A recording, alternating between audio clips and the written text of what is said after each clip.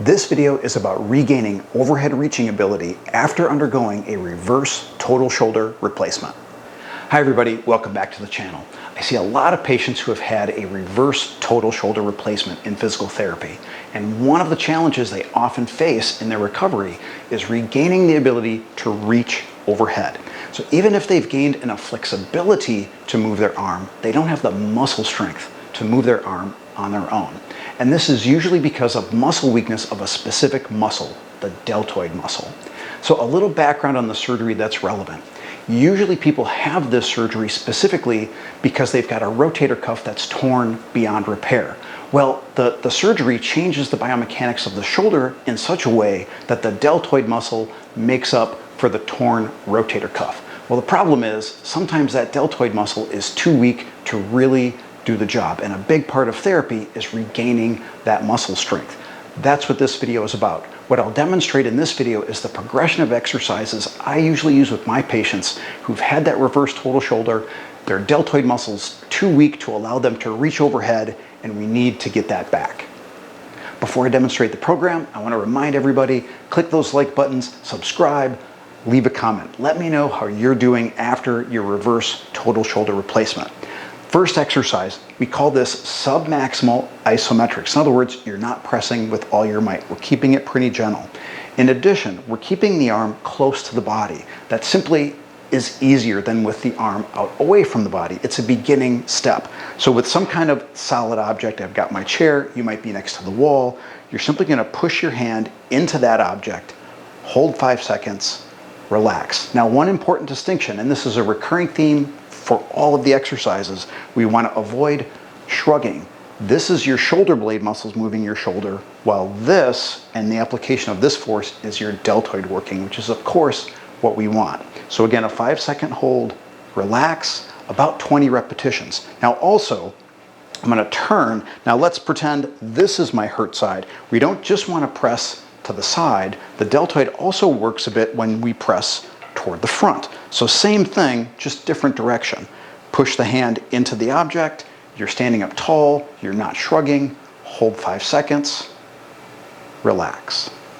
One of the ways that we can bridge the gap between passive range of motion, some external force moving your arm, like your therapist or your CPM at home, and active range of motion, the arm moving itself, is to use gravity to our advantage a little bit. So in this example, my hurt side's my right side, and I'm simply gonna reach up as high as I can. So how is gravity helping us? Well, from this position to this position, the muscles are having to lift the arm against gravity. And usually patients at this stage of rehab can reach that high anyway.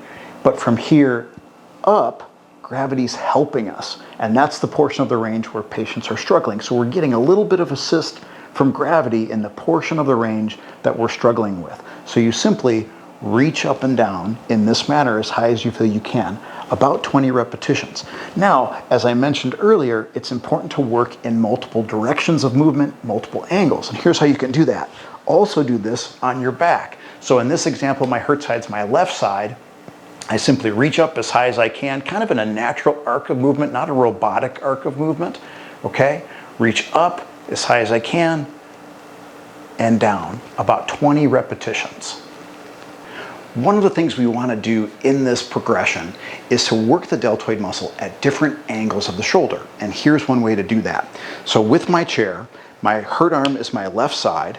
I'm simply going to step back a bit, so now my arm is a little bit away from my body, and try to lift the arm without shrugging, and hold that for about 5 seconds. Relax. Step a little further back, lift, hold, relax. Further back still. Now the moment I can't lift the arm without shrugging is the moment I've stepped a little too far back. That's beyond my ability, at least for this, at this point.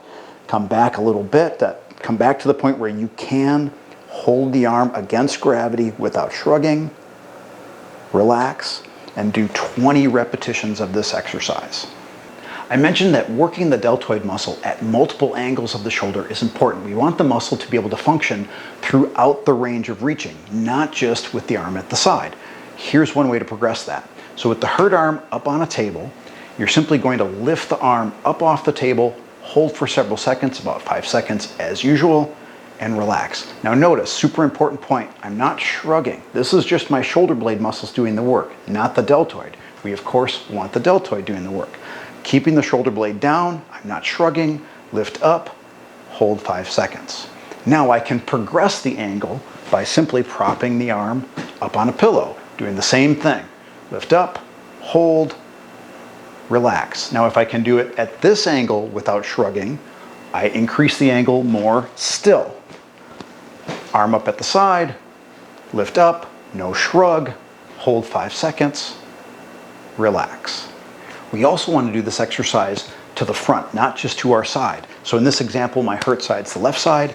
Again, keeping the shoulder blade down, no shrug, lift the arm, hold 5 seconds, relax. Once you can do this with no shrug at this angle, simply increase the angle with a pillow. Lift up, hold, relax. Again, 10 to 20 repetitions. And again, once this level of reach is doable with no shrug, increase the level of reach a little bit. Lift up, hold, again, no shrug, super important, relax. Once you can do the table exercise without shrugging the shoulder, progress to this. So you'll need a stick, some kind of stick for an assist. My hurt arm's my right arm. With my baseball bat, I'm going to push the hurt arm to my point of maximal overhead reach. Now I'm going to try to hold it there. When I take the stick away, hold the hurt arm for a moment and lower down slowly without shrugging. Now, if you get to your maximum reach and you can't hold this position without shrugging, you're reaching too high. You have to start at a lower point. Reach up, hold for a moment without the assist, lower slowly. Now, the reason this works is it's easier for the muscle to do the lowering portion than the raising portion. So we're simply doing the raising portion with some assist, doing the lowering portion with the muscle's own power, the deltoid's own power. So again, find the point that you can reach to without shrugging, hold for a moment, lower slowly, and gradually increase that amount of reach over time. Now I know I mentioned in the intro that the point of having a reverse total shoulder replacement is to make up for a rotator cuff that's torn beyond repair. Well, there's a little nuance to that. So with some patients, some of the rotator cuff muscles are still intact. In fact, with almost everybody, some of them are still intact. And working them can help us with our overhead reaching. So one thing you can do, if you can reach this way on your own, some of your rotator cuff is intact, particularly a muscle called teres minor. So somewhere around 10-ish weeks post-op, we can start strengthening these muscles gently. And here's our starting point. So with the elbow bent about 90 degrees, you're going to push the back of your hand into some solid object, probably a door frame.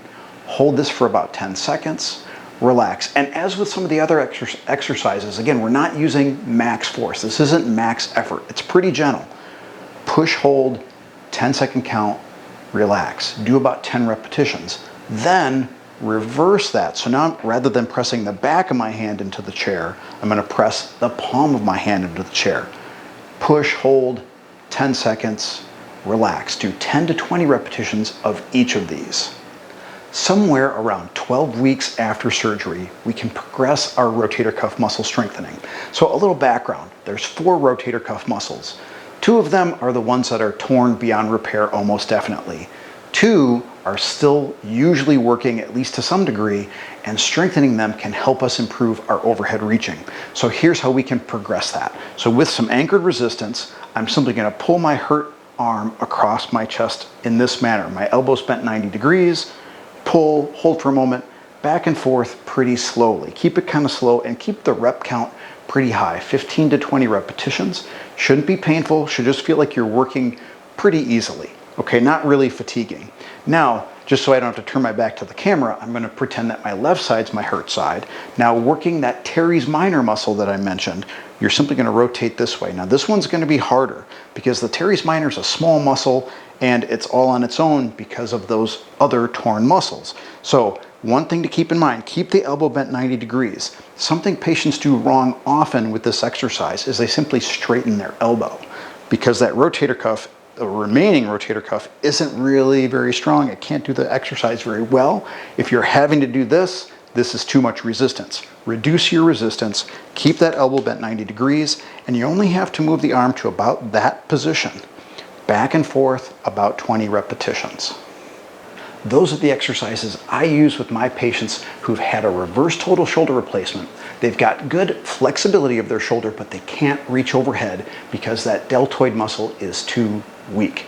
I hope you found this video helpful. I hope it helps you get back to what you love to do. As always, like, subscribe, leave a comment, and we'll see you next time.